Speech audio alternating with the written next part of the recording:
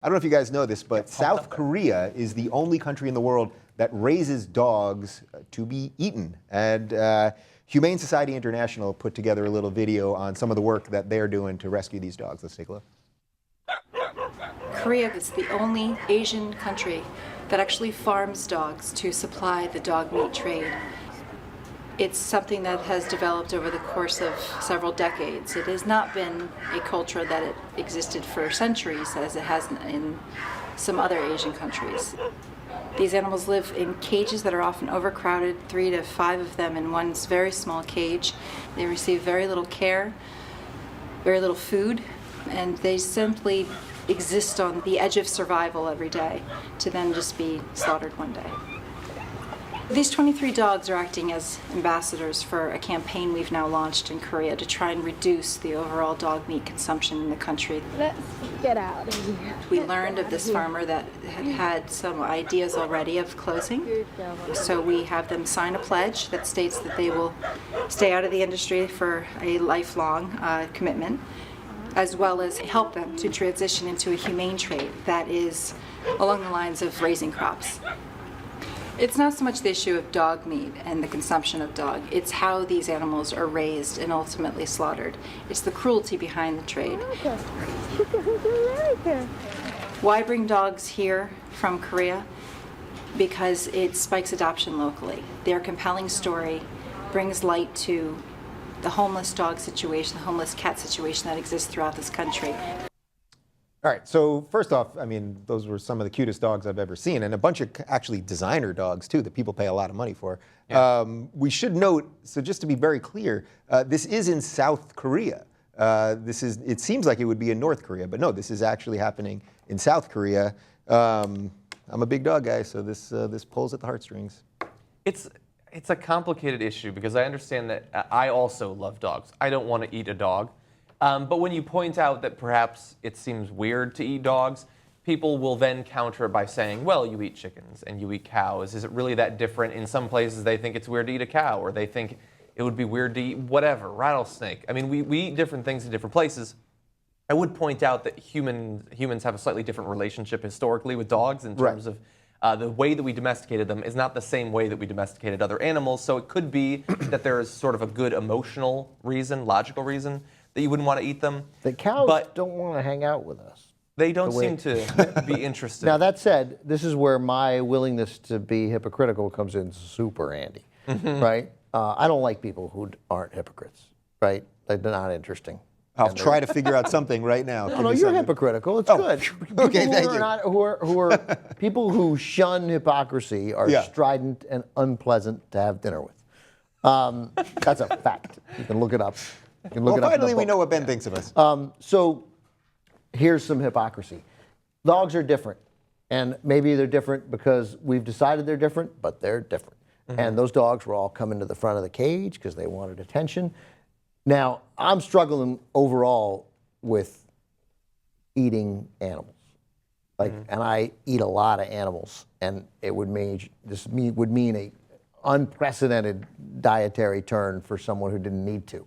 You know, but it bums me out. And I know that said, you know, I suspect if I see video of a pig farm, I'm going to like it. I've edited video from pig farms, and it was very hard to watch. Or even what they do to chickens. Awful stuff, and the government is totally complicit in it, actually. Or cows. And when you hear a spirited, non-judgmental vegan talk about dairy cows, where someone with my limited knowledge about this says, well, why be a vegan? Isn't eating dairy good? And you're keeping the cow around.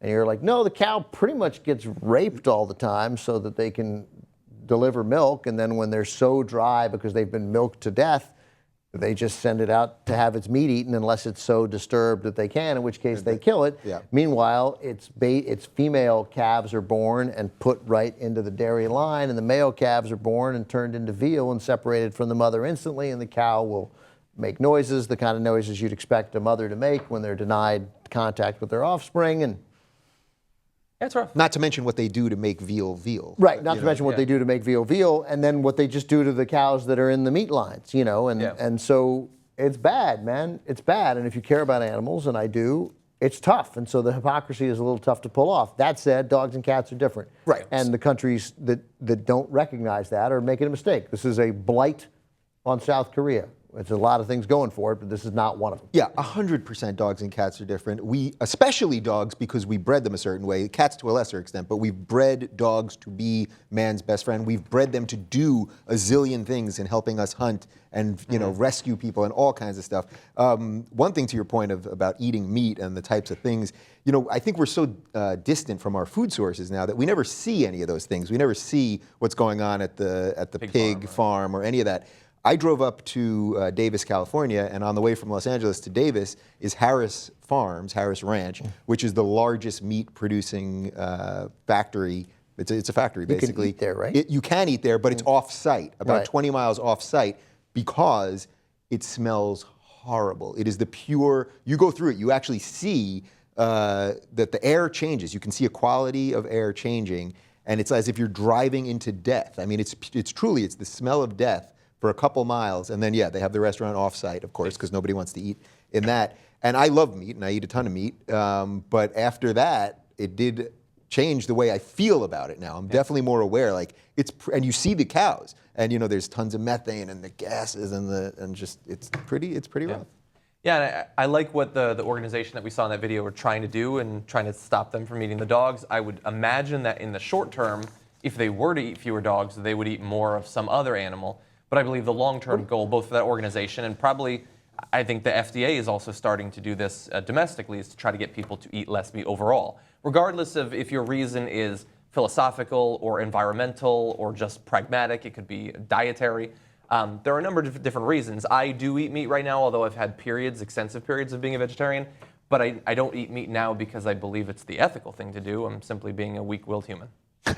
Yeah, what are you That's supposed exactly to? why. What are you supposed to eat? Those people There are all things. seem hungry all the time. There are people on the other side of the door, in the other part of the studio, that are in far, far better shape than us, who do not eat a single. Who don't eat meat? In New York City, a Sure, lot they're of in better shape, but I think they're pretty. I think right now they're hungry. They seem happy. They're bummed out They right now. seem happy. They're We sad. can't tell. We don't even know. There's a lot of drugs, so I like don't we go know. in here, I think they're crying. Listen, everybody, quiet down. Listen.